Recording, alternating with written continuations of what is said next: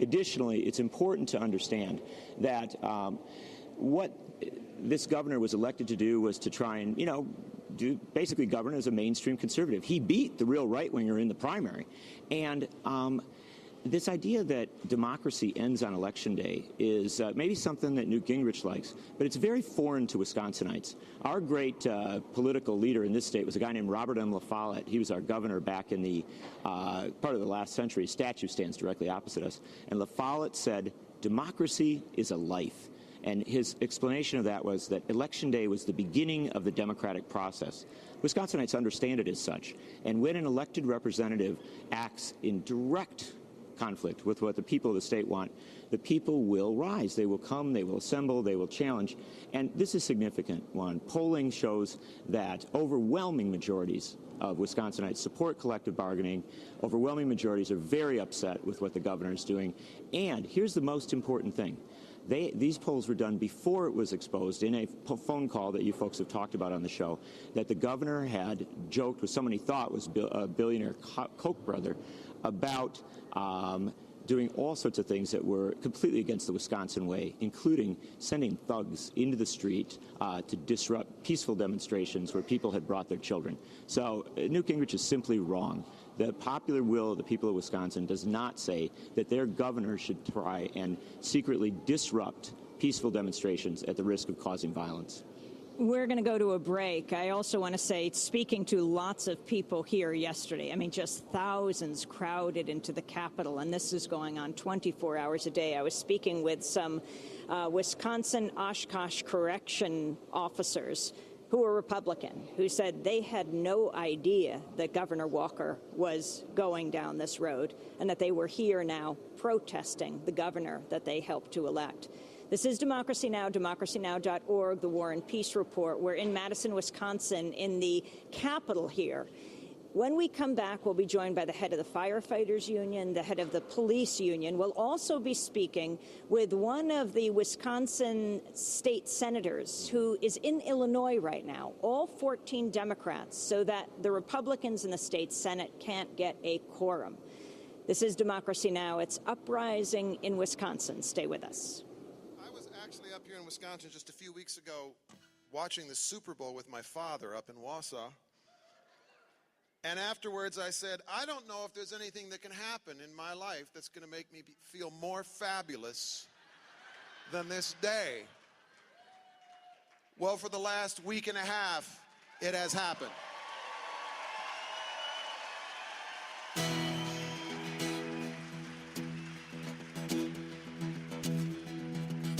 Here's a song for Clarence Kalin, for the great progressive tradition of our state, from Bob La Follette right down through Russ Feingold.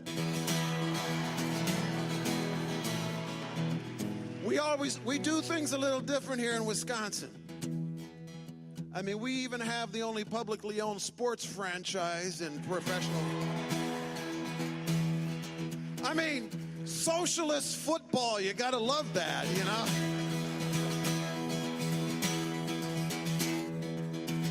I have been a long time traveling throughout this mighty land with my pack upon my back and this guitar in my hand. There are people, things, and places I haven't ventured yet. For everything that I remember, there's a dozen more that I forget. I have seen the men and the women make this old world turn, seen their pride and seen their passion. I felt the fire that makes them burn. I watched them struggle with their demons, seen the angels fill their eyes and their face as they discover we shall rise. We shall rise. We shall rise. From the silence, from the shadows, we will stand and recognize all the ones who've gone before us. The promise of the prize, ever spoken, never broken, we shall rise.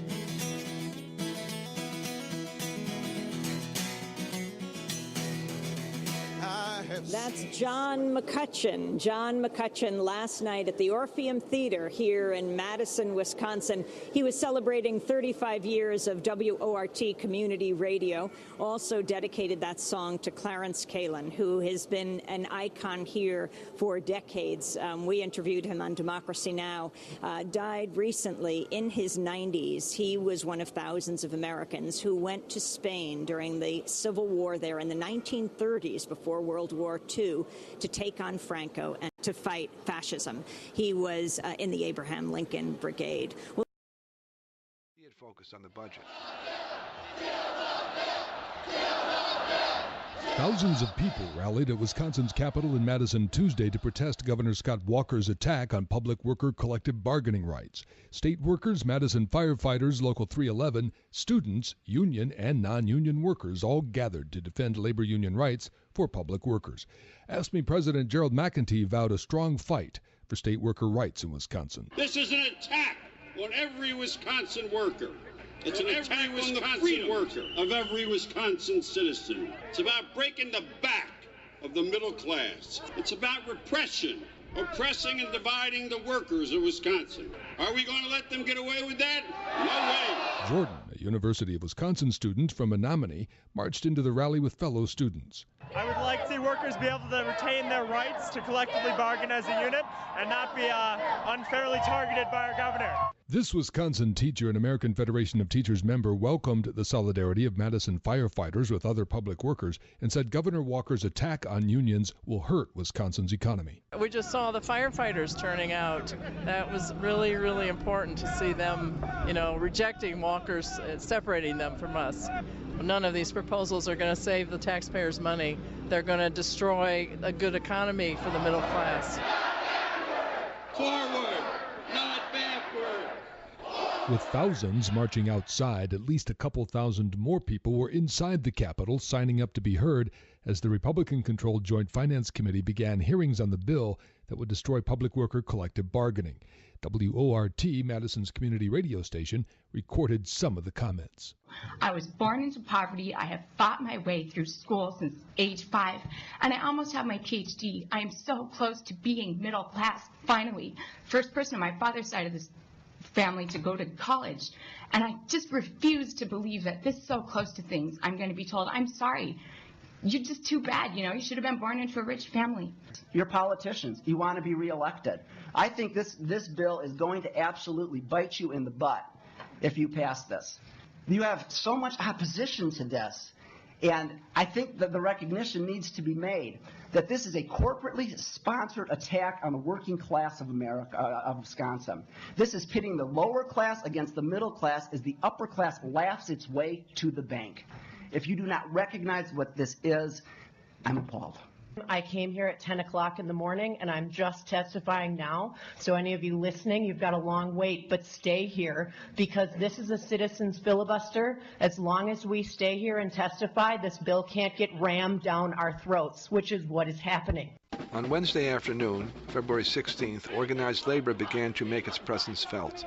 Thousands of unionized workers from all over the state began to gather at the state capitol. But the movement went far beyond official calls for unity. Union workers wearing jackets or carrying handmade signs indicating their organization came to the Capitol on their own. They were joined by thousands of working people, many of whom said they would be in a union if they could. State union leaders began to mobilize their members to come to the Capitol.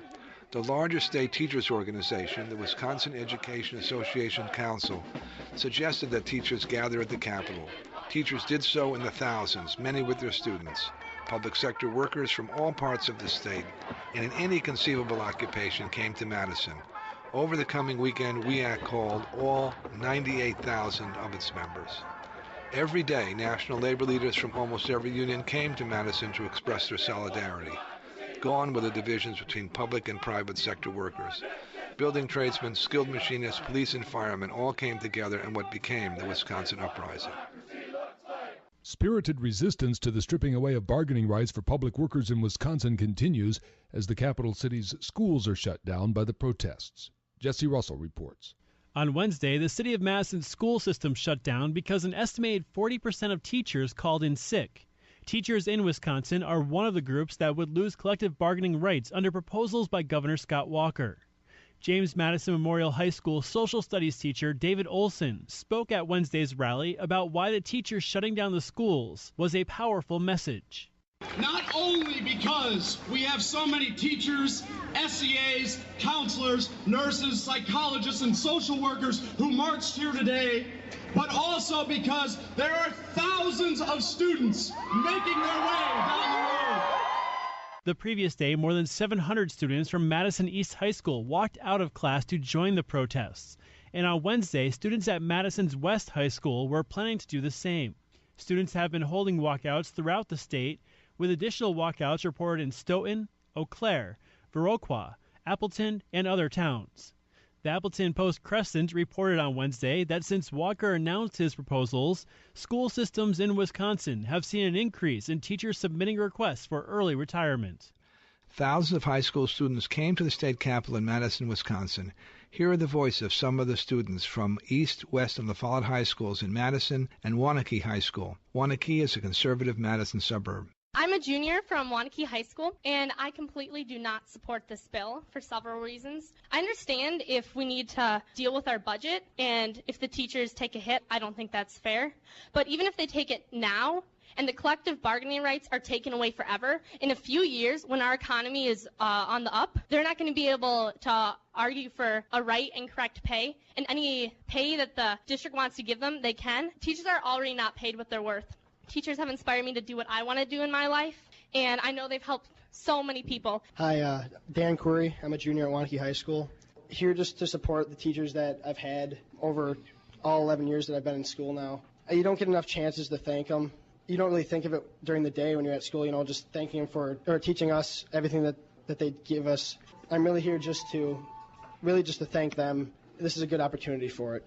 My name is Alan Chancellor. I'm a senior at La Follette High School. Yesterday, or all this week actually, we've been participating in the protests at the Capitol. We are high school students, and we're there supporting human rights. It's going to affect more than just, the teachers, more than just the workers. These are all basic human rights that we all deserve. Hi, my name is Alejandra Prado, and I come from East High School. We went to Capitol Square to help support because we're all a community and we deserve to support each other. My name is Angelica Alvarez. I'm a senior at West High School. I don't believe that just because we're not part of a union that we should be left out, because we are all humans and we all deserve human rights. Hello, my name is Jessica Ruiz. I'm from West High School. I'm a senior. We're the ones that work here. Although I'm a student, my parents work here. We're the ones that are cleaning the hospitals. We're the ones that make this country run. And if we don't fight for our rights, they're going to be taken away. The students will be the future of the progressive and labor movements. Their comments can inspire us all. Despite the escalating protests that have brought tens of thousands of people now to Wisconsin's capital, Wisconsin's Republican governor refused to back off. And since Republicans control both houses of the state legislature, they cut off the public hearing on the budget bill and attempted to force the gutting of collective bargaining for public workers through the legislature on a fast track. That angered protesters occupying the Capitol around the clock, making them even more determined to maintain the capital city occupation.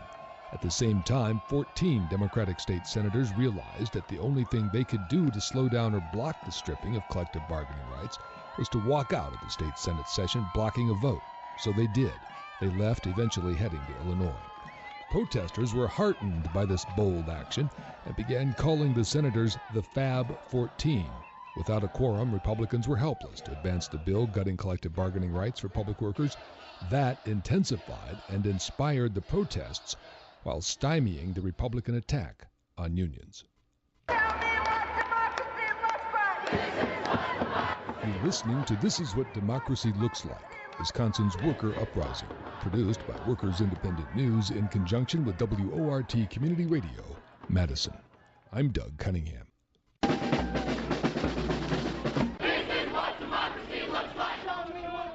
Tens of thousands of Wisconsinites from all walks of working life continue to storm the state capitol in ever-escalating protests against a Republican effort to end collective bargaining rights for public workers. For days, they have packed the three-story Capitol building and rallied in the state Capitol Square, some even sleeping overnight in the Capitol Rotunda. Governor Walker exempted police and firefighter unions from the gutting of collective bargaining, but divide and conquer failed miserably. From the start, firefighters and police stood with their brothers and sisters in other public unions in strong solidarity against the attack on union rights.